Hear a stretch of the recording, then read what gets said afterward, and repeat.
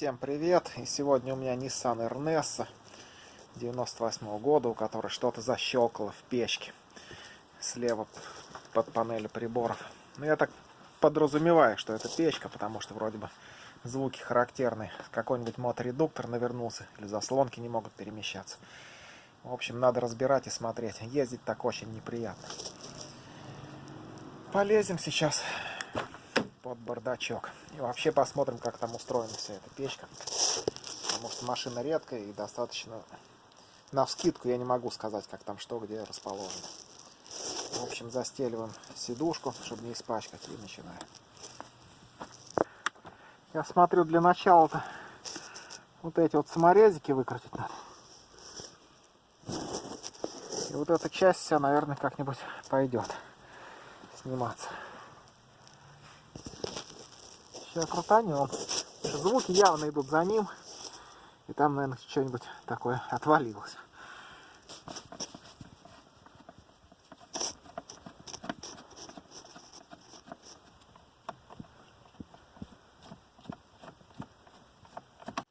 После откручивания нижних саморезов и отгибания стенок бардачка отвалился бардачок. Но вот эта вся часть продолжает держаться. Отжимаем монтажкой вот эту фигню. И смотрим, что у нее внутри еще. Внизу вот два саморезика. Сейчас их выкрутим. Эта часть снимется, а под ней уже видны саморезы вот этой части. И вот эта вся вещь с бардаком должна отвалиться. Откручиваем. Открылись два еще винта саморезика. То есть один тут, второй тут. Пока все раскручивается хорошо, все идет, хорошее японское качество, 98 год и все дела.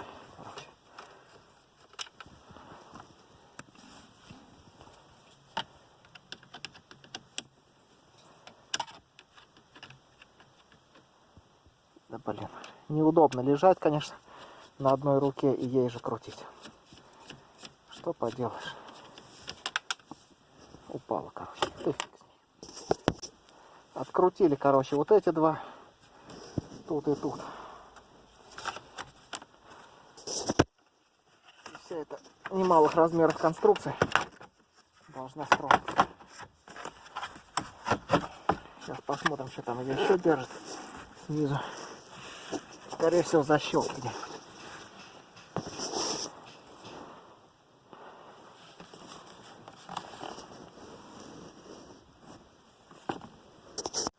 Отсоединилась эта гадость. Убираем ее в сторону. И открывается вид на отопитель. Моторчик отопителя, видимо, реостат какой-нибудь. А вот и что-то похожее на моторедуктор. И, скорее всего, звуки шли отсюда. Ну что, пора включить зажигание. Где-то там R-Nessa.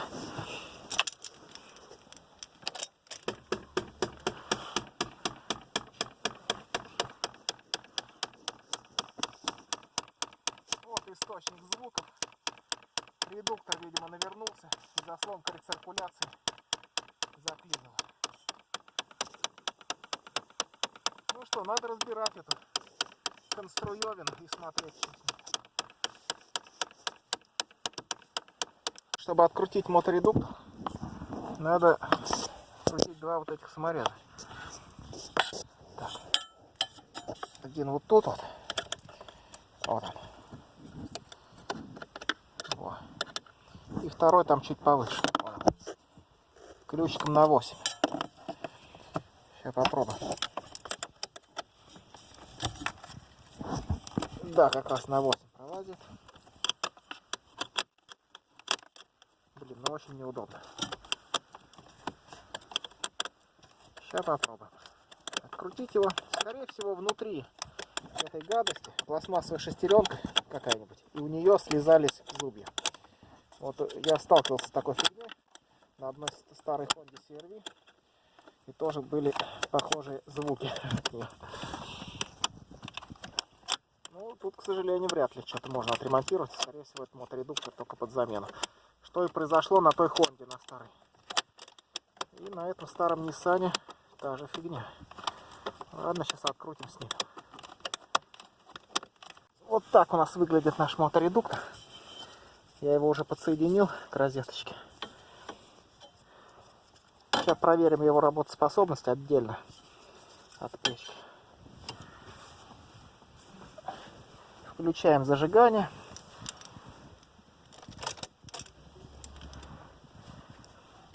Так как это редуктор заслонки рециркуляции, попробуем включить рециркуляцию. Пока все четко работает. Выключаем рециркуляцию. Забор снаружи.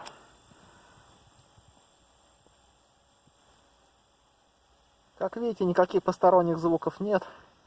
Все четко встает на место. Еще разок.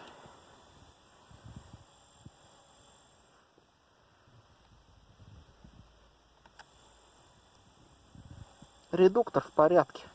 Значит, все эти звуки издавались от системы тяг, которые там остались.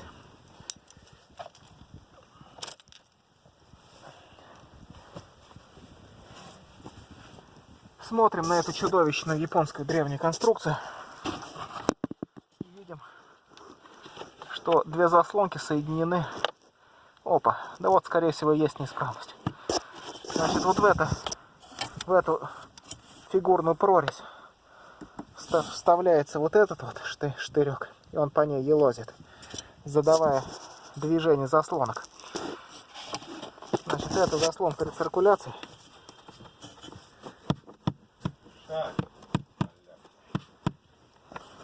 Тут соседи приходят и отвлекают от изучения, от процесса изучения Nissan Ernest. А вот там еще одна заслонка.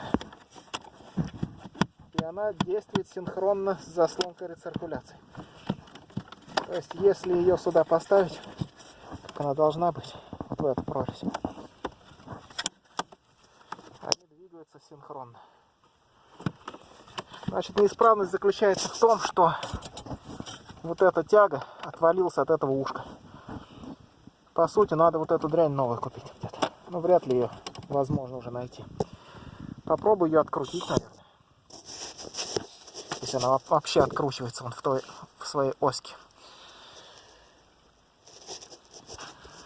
Ну, в крайнем случае, если не удастся ничего с ней сделать, можно эти заслонки просто заклинить в положении забор снаружи. И хорош. При помощи пластиковой монтажки я вырвал пластмассовую тягу крепления.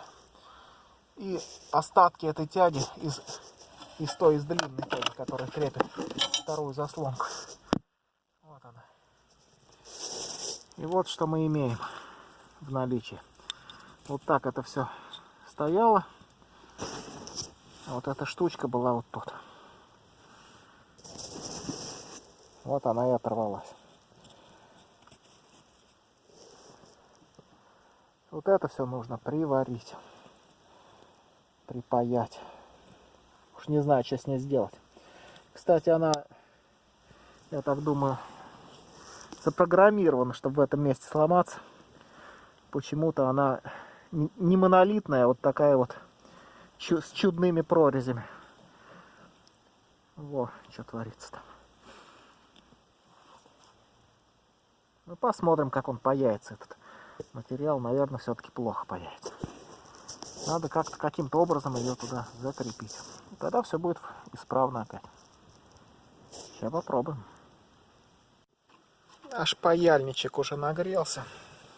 И теперь посмотрим, что тут можно вообще припаять. Что тут вообще паяется в конце-то концов. Вот пластик вроде термопластичен.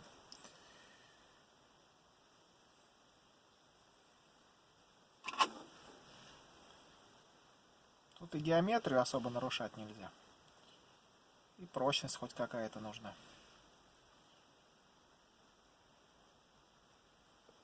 Все-таки, хоть там и пластмассовая заслоночка шевелится, но моторедуктор ее довольно-таки жестоко дергает. Хоть и плавно, но усилие у него хорошее. Вот со временем все это и рушится.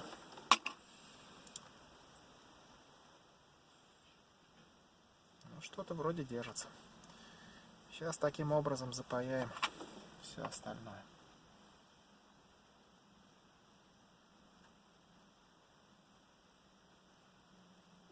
Не знаю, правда, насколько это все выдержит после ремонта. Но скажу, чтобы владелец лишний раз не пользовался системой рециркуляции. То есть не дергал эту конструкцию.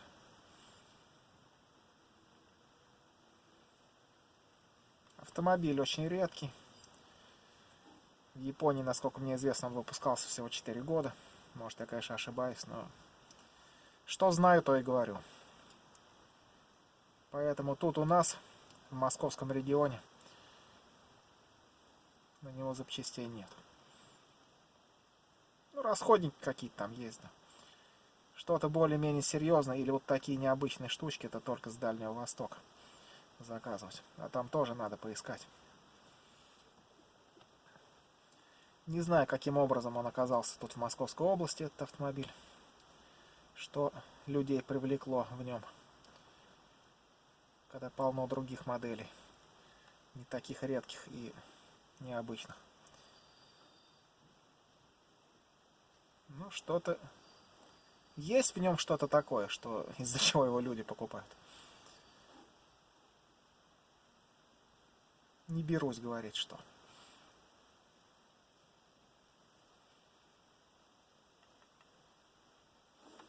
Ну вот примерно таким образом. Тут особо нельзя нарушать плоскость, потому что тут тяга будет ходить. А вот приходится только с обратной стороны запаивать. Надо вот тут что-нибудь еще нарастить. Таким образом.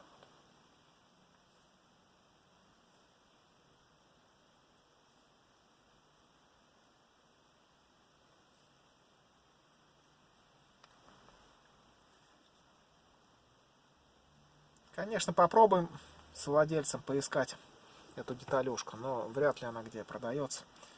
А если продается, то наверняка в сборе с печкой. На Дальнем Востоке.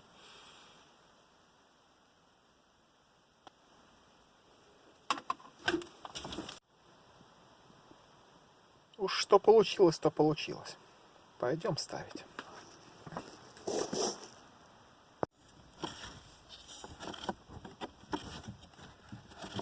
И знаете ли, даже заработало. Не знаю, надолго ли. Заслонки вроде не подклинивают. Но вот так все это и выглядит после, мягко говоря, реставрации. Осталось только включить зажигу и проверить, что у нас там получается. Ну что, рециркуляция.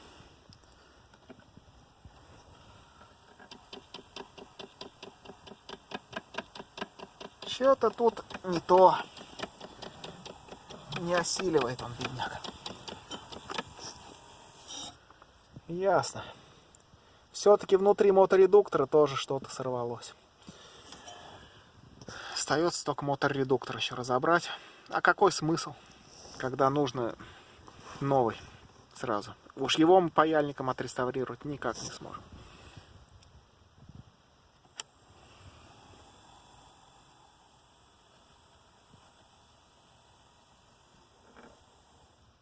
Короче, закрываем рециркуляцию. Говорим владельцу, чтобы он никогда не нажимал вот на эту верхнюю кнопочку, если не хочет опять словить этот стук. Или пускай покупает моторедуктор где-нибудь на Дальнем Востоке. И транспортные компании сюда присылают. А я уже все это поменяю. Я сделал все, что мог. Из ничего ремонтировать машину, конечно, намного интереснее. При полном отсутствии запчастей. С запчастями любой отремонтирует. В общем, закрываем всю эту конструкцию. Выключаем зажигание. И ждем поставки запчастей. Удержался я, разобрал опять этот редуктор, чтобы увидеть неисправность. И вот она воочию, как говорится.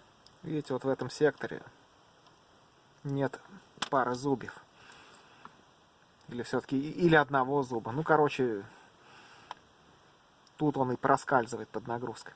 Без нагрузки, когда я его включал, он за счет инерции вращения он перескакивал хорошо и вставал на следующий зуб.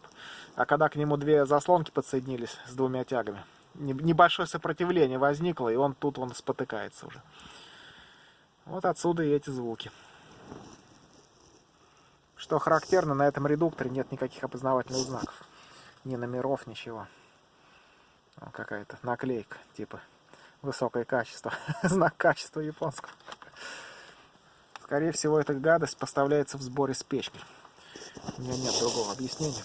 Поэтому тяжело будет такой найти. Вот такая двойная неисправность в таком редком автомобиле. Короче, всем пока.